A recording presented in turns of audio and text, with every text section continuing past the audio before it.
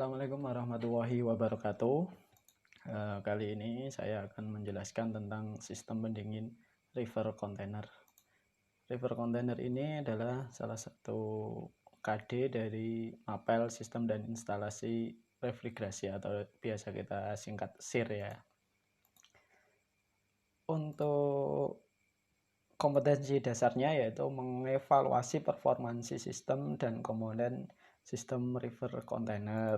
Terus untuk IPK-nya atau indikator pencapaian kompetensi yaitu menentukan fungsi river container.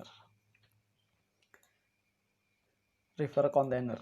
Apa sih river container itu? River container adalah salah satu jenis peti kemas refrigeration unit dengan sistem pendingin tertutup. Secara bahasa, river container adalah kontainer yang dilengkapi dengan sistem refrigerasi atau refrigerated container. Jadi bentuknya seperti ini ya. Ini salah satu contoh bentuk river container itu seperti apa di lapangan. Jadi memang bentuknya ya seperti kontainer seperti ini. Cuma yang membedakan adalah di dalamnya ada sistem pendinginnya.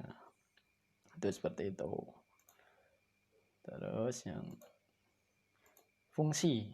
Untuk fungsi river container yaitu untuk mengawetkan atau menjaga temperatur suhu komoditi yang ada di dalamnya. Komoditi yang disimpan dalam kontainer seperti ini adalah barang atau kargo yang digunakan untuk kegiatan ekspor atau impor. Di Indonesia itu memang banyak ya, semisal untuk impor, Indonesia banyak mengimpor daging sapi dari Australia. Maka dalam pengiriman dari Australia ke Indonesia itu harus menggunakan river container ini, yang kontainer seperti ini. Misalnya daging dalam bentuk seperti ini ya. Kenapa perlu river container? Karena yang diimpor dari Australia ke Indonesia itu bukanlah sapinya, sapi dalam kondisi hidup, tapi dalam bentuk daging. Sedangkan jarak dari Australia ke Indonesia itu cukuplah jauh. Jadi dalam pengirimannya, apalagi pengiriman kan lewat jalur laut ya. Jadi pengirimannya harus ada pendingin di dalamnya. Jadi daging-daging itu dimasukkan ke dalam kontainer ini, selanjutnya dikirim ke Indonesia melalui jalur laut. Nah, untuk ekspor misalkan di Indonesia banyak menghasilkan ikan tuna, akan diekspor ke Jepang. Sedangkan Jepang membutuhkan ikan tuna yang segar. Nah, dalam proses pengirimannya juga sama. Jadi dimasukkan ke river container, di dalamnya suhunya beku ya biasanya, nanti dikirim ke Jepang. Nah, sampai sana maka ikan tuna itu akan masih tetap awet. Terus penggunaan seperti apa?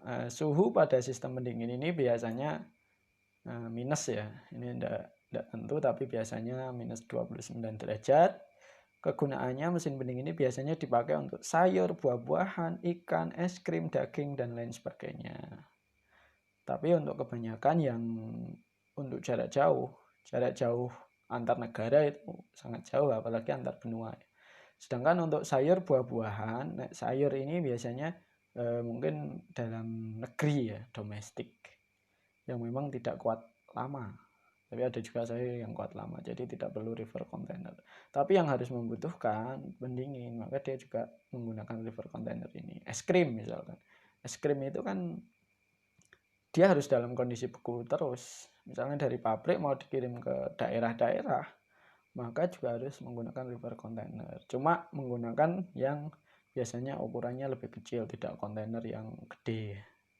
Itu untuk es krim. Kalau daging, seperti yang saya sampaikan tadi, daging ini biasanya digunakan untuk yang ekspor. Tapi domestik juga tidak menutup kemungkinan. Karena misalkan daging itu sampai ke pelabuhan di Jakarta, padahal dikirim harus ke Bandung misalkan. Nah, dalam proses pengirimannya itu juga harus dalam kondisi beku, tidak boleh dalam kondisi suhu ruangan, itu tidak diperbolehkan. Itu seperti itu. Terus sistem operasi. Untuk sistem operasi ada beberapa jenis, yaitu sistem operasi pada saat transportasi river ini menggunakan power supply diesel. Jadi di dalamnya sini sudah ada sistem diesel atau genset ya, yang menghasilkan tenaga listrik. Nah, listrik itu untuk menggerakkan Tergantung nanti kompresornya menggunakan yang 380 volt atau 220 volt. Jadi nanti gensetnya menyesuaikan. Jadi di sini genset itu dia bekerja non-stop selama pengiriman. Yang penting jangan lupa untuk mungkin yang operatornya atau pihak pemilik dari kontainer tersebut harus mengisi solarnya atau bahan bakarnya. Jadi beroperasi berdasarkan listrik yang dihasilkan dari genset secara mandiri. Nah, ini ada beberapa, ini contoh dalam bentuk close up, ini yang dalam besar ya. Dia hampir sama dengan kontainer yang biasa, cuma dia ada sistem pendinginnya. Agar suhu kargo dalam peti kemas river bisa tetap terjaga dengan baik, sehingga barang tersebut terjamin secara kualitas. Nah, jadi tidak ada pengurangan kualitas, barang tetap terjaga, maka menggunakan river container ini untuk pengirimannya. Terus ada juga yang kapasitasnya lebih kecil. Misalkan ada contoh mesin di sini ada Sharios 600. Ini salah satu sistem pendingin yang dipasang pada river container, tapi dalam skala kecil. Misalkan di sini hanya box truk cold storage ya. Jadi ini lebih kecil. Kalau yang tadi kan memang harus membutuhkan truk trailer ya. Kalau ini kan truk mungkin truk double yang menggunakan ban 8 ya. Nah di sini biasanya untuk domestik ya, yang ini yang dekat pengiriman antar kota atau antar provinsi bisa menggunakan ini. Nah, bedanya dengan yang tadi apa? Kalau di sini, kalau yang tadi dia bekerja bisa secara mandiri, tapi kalau yang ini dia bekerja berdasarkan mesin kendaraan.